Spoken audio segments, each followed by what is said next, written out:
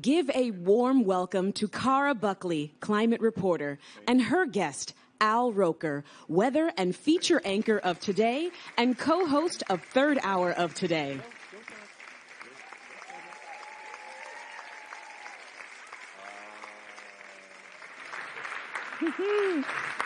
Wow, what a tepid response. That was really underwhelming. Thank you. Oh. Well, hello, everyone. Welcome to Climate Forward. I've been here all day. I am Cara Buckley, as has been announced, and I am just delighted to be joined by one of the most trusted voices in weather reporting, America's weatherman, Al Roker. He needs no introduction, but let me give him one anyway. The feature and weather anchor of Today and co-host of Third Hour of Today. We were going to have another guest, Ginger Z, but aptly, she is in the storm zone. She's gone down to Florida for the landfall of Hurricane Helene, which has strengthened in intensity overnight and is projected to make landfall in Florida. So, Al, we're going to go back in time to when you started reporting on the weather in 1974, which was 50 years ago. At WHEN in Syracuse. Stop laughing. What the hell's wrong with you people? You were in college. Yes. You were paid $10 per spot. It was an utterly different time in so many ways. And reporting on weather was a different job. One of your mentors you saw him as a second dad, was Willard Scott. Yes. Who was famous for his antics. So if you look, he famously dressed up as Carmen Miranda, as Boy George. Things are different now with weather and reporting on climate for now obvious I'm Lady reasons. Gaga. I don't think, but you have dressed up as famous people. No. We won't, yeah. And, but things have changed, obviously. Now, weather is not just weather. It is, there's this sense of foreboding because of the climate crisis. At what time in your career did you realize that you needed to pivot, where you felt obligated to? And can you take us back to that moment? Well, I'd be very honest. I'm not trained as a meteorologist.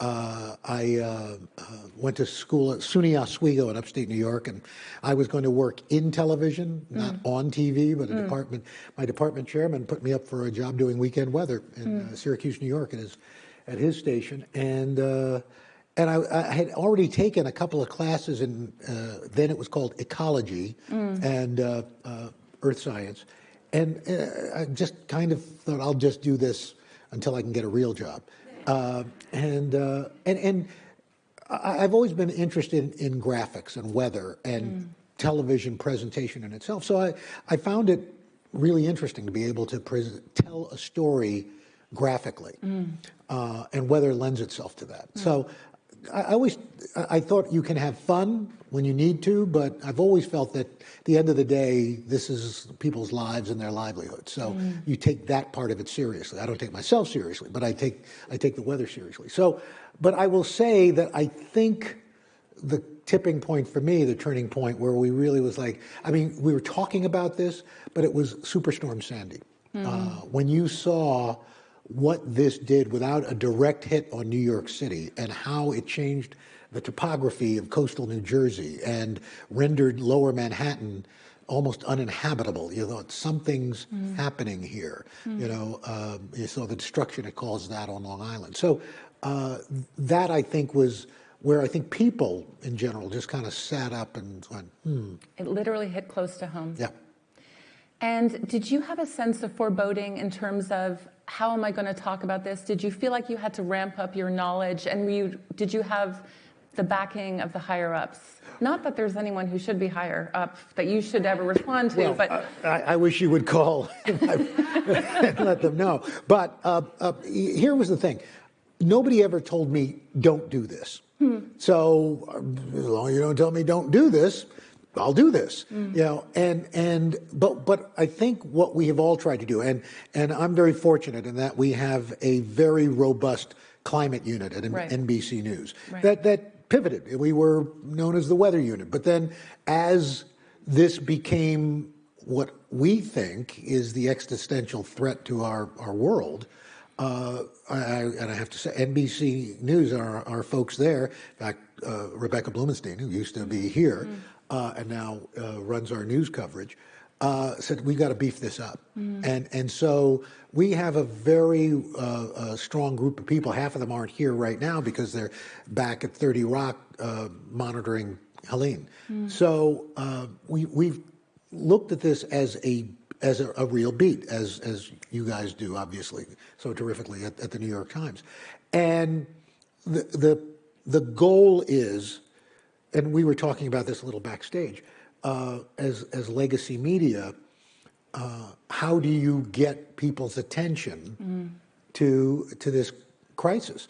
And it's kind of twofold. A, we are able to look at, if we can make a link between something that's happening and our changing climate, we do that without banging people over the head with it. It's just, oh, and by the way, for example, we've been seeing all these rapidly intensifying hurricanes. Right. Why? Right. Because the oceans have warmed up drastically. Right. The atmosphere has warmed up. It's a juiced up atmosphere. And so, right now we're looking at Helene.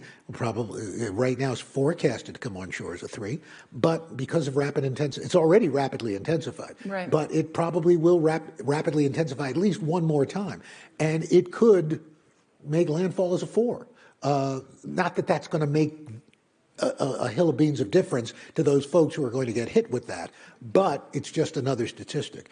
And so that's the first thing. If we can make a link responsibly and say this is climate change, because we're not doing anybody any favors by saying everything is climate change. That's the wrong way to do it. So we always try to make that link. And B, we try to also, where we can, talk about solutions, solution-based problem solving. So what would you say? So Helene, I just want to say, until Ginger canceled yesterday, I hadn't even heard of Helene, and I just thought, have I become like a nerd even myself?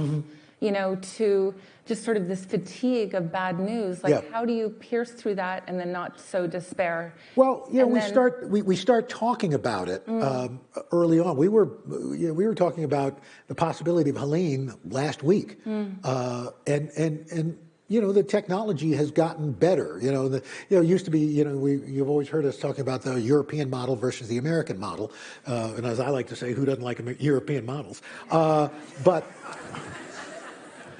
it's a cheap joke, but come on.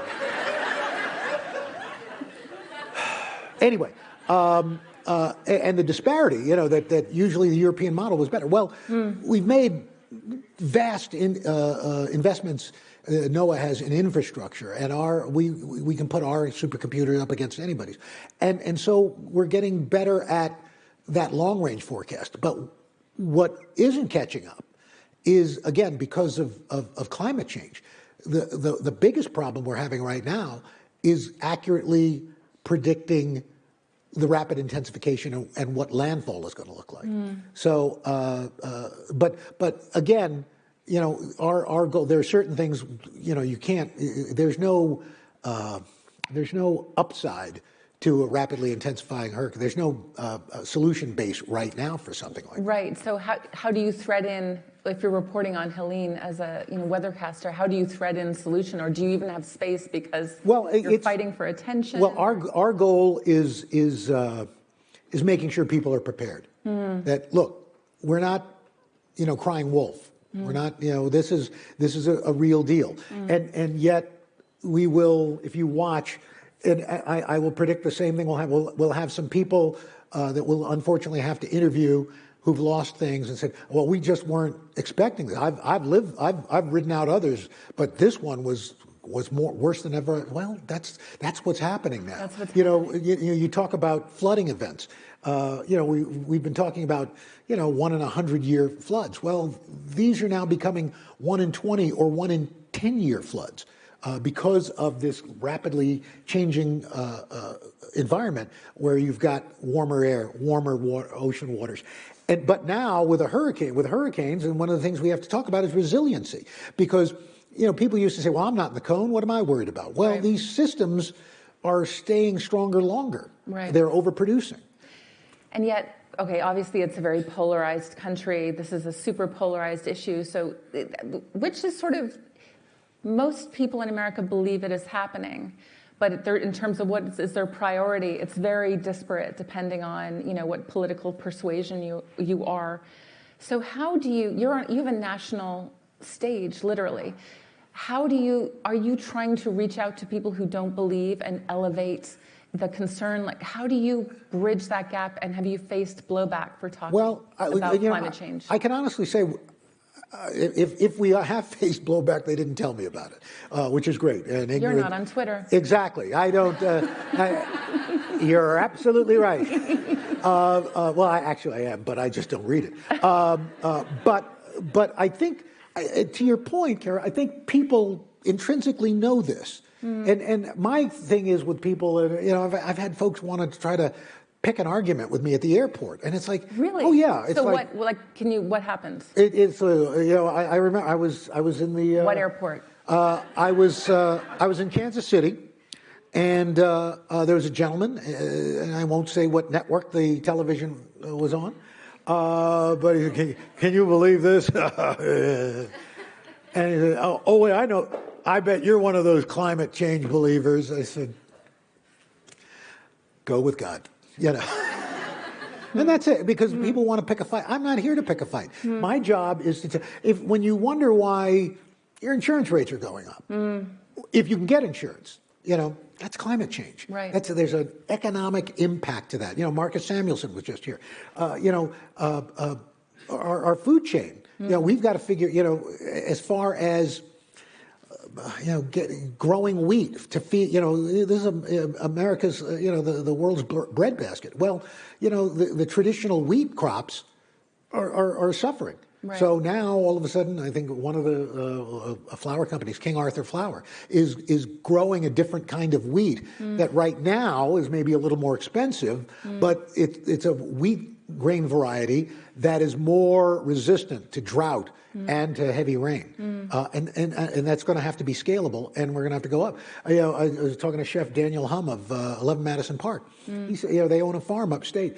You know, their strawberry crop got all but wiped out because of an overly rainy spring and summer this year. So, you know, we're going to have to change, but we're going to also have to work on resiliency. The Department of Homeland Defense says, you know, climate change is the #1 threat to the homeland. You know, I mean, so these are all things that, no matter, let's take it off the table, what's causing it. All we know is it's here. And so that's my argument to people. And has that been an effective argument? Have you felt like people are responding to that? Like, this is going to affect whether we can afford a home, where we can live, how we eat? Do you feel like you're reaching audiences that you might not have? Because you have a unique spot as a weathercaster, which is you are perhaps the most trusted group of journalists. And obviously it's a profession that, like, the trust is not flying high for various reasons. So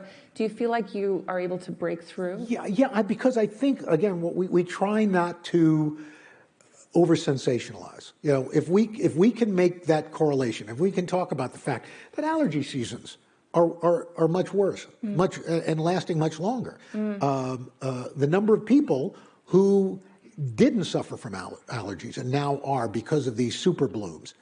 That's tangible. You know, that affects people. They may not know exactly why, but they know it's happening to them. You know, or, you know, we used to talk about wildfire season.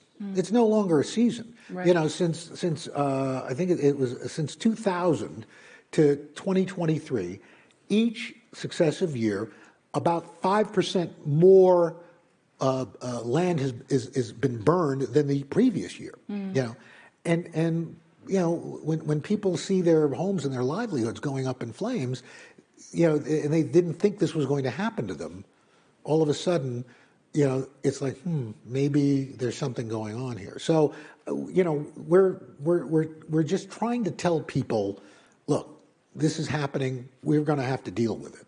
And I think, here's what I would say. I would say most Americans, or I would say a fair number of Americans, are much more ahead of this than their elected officials. I'm shocked to hear that.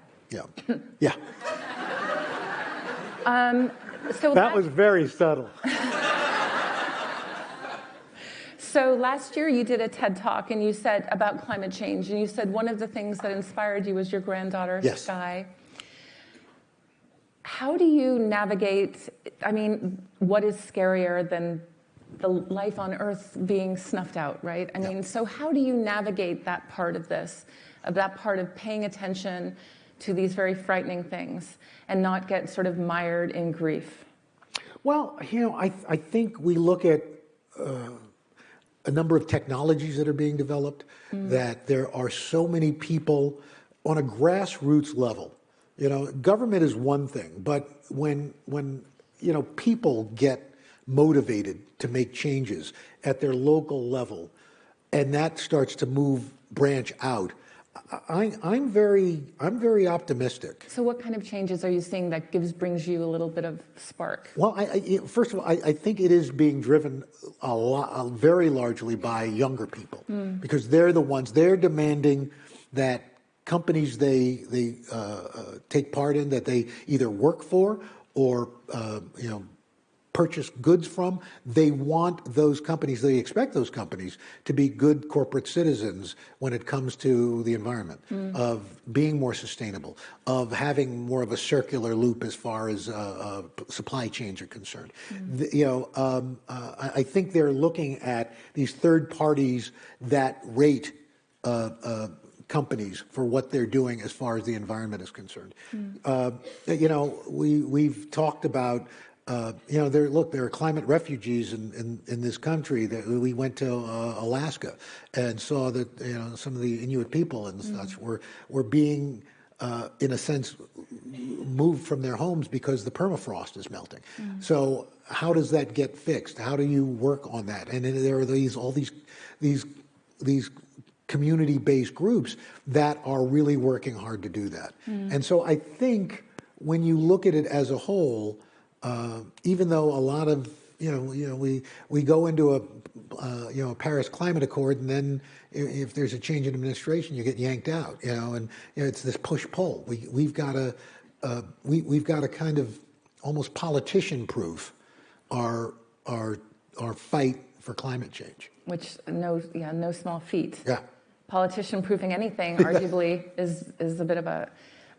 Do you think media is doing enough, or how should it be covering this differently? And is there a way that you have to find a balance in?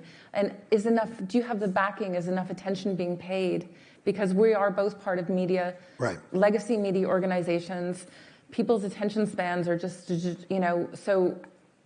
Are we doing enough? I think we try to, but there are times, like right now, I don't know if you've heard, but there's an election, I think, going on. And so there's Middle East, mildly to put it, Middle East unrest. There are all these things that are happening right now that are vying for the bandwidth that we have. But I think when you have something unfortunate like Hurricane Helene, all of a sudden that rises to the fore. That's for us, that's a lead story, and so all of a sudden people are paying attention again. So you kind of want to make sure you are responsible. You're not fear mongering, but you are saying that here's an issue, here's this storm, and this has a potential for explosive growth because our warming, changing climate. Right. And that's not hyperbole, but it's also we have a duty to warn people. That's our mission. And do you have the backing to? Yes, talk about that? I can honestly say we get that backing from NBC News, and look, I know that over the next 48 hours, most of our crew is going to be working 12, 14-hour shifts. Right.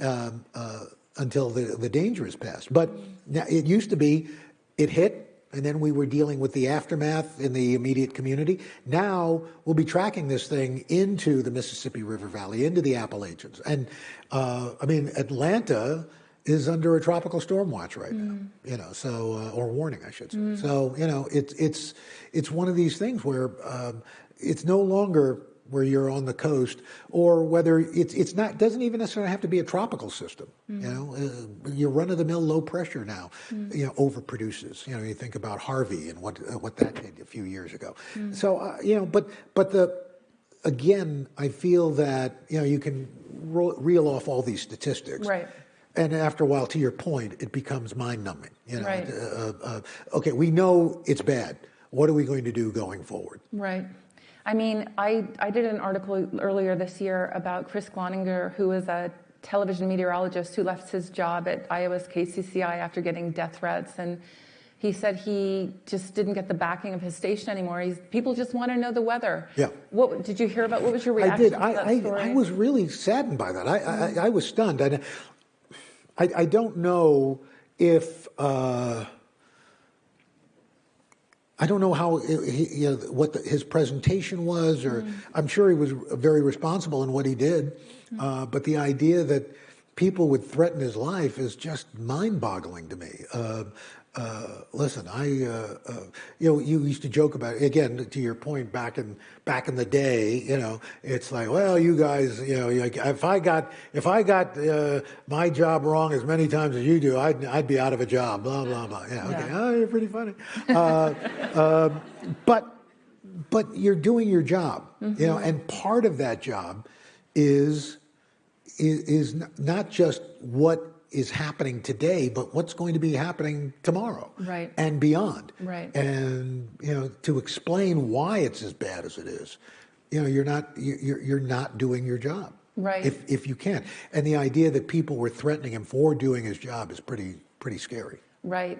And I mean, you're also having to, again, with this very small amount of time, not just talk about why things are bad now, but how it might accelerate, right? Like, you don't want to freak people out. And listen, we don't do it every day. We can't, because, like I said, there are links that are provable.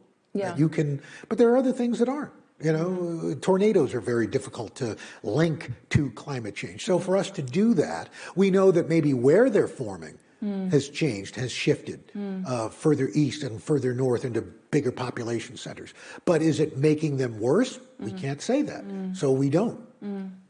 And so the job description has shifted immensely over the past decades. What is it like in the community of weathercasters? And is there support? Is there, you know, sort of, obviously there's organizations that help you bring this science to light.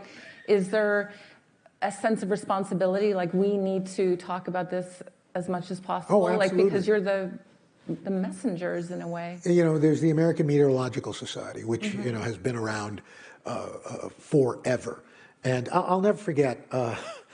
It was a few years ago, and I don't remember how many exactly, but I don't even remember. We had that huge cold snap down south in Georgia, and we were talking about the polar vortex. Right.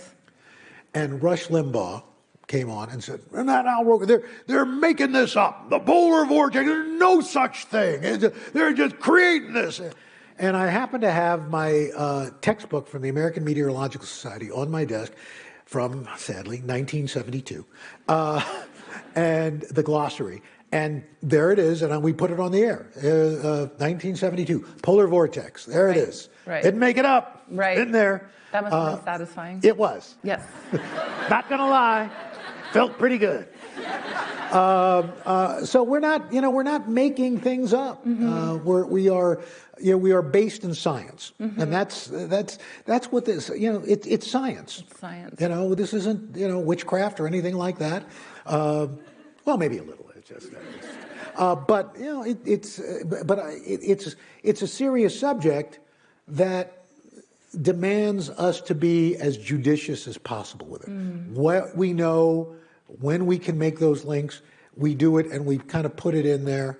You know, it's kind of like giving your puppy, you know, the medicine he needs inside a wad of peanut butter. Right. You know, and then they spend the next 5 minutes going. So, just think of me as your peanut butter. All right. Al Roker, everyone, thank you very much, and thank you so much.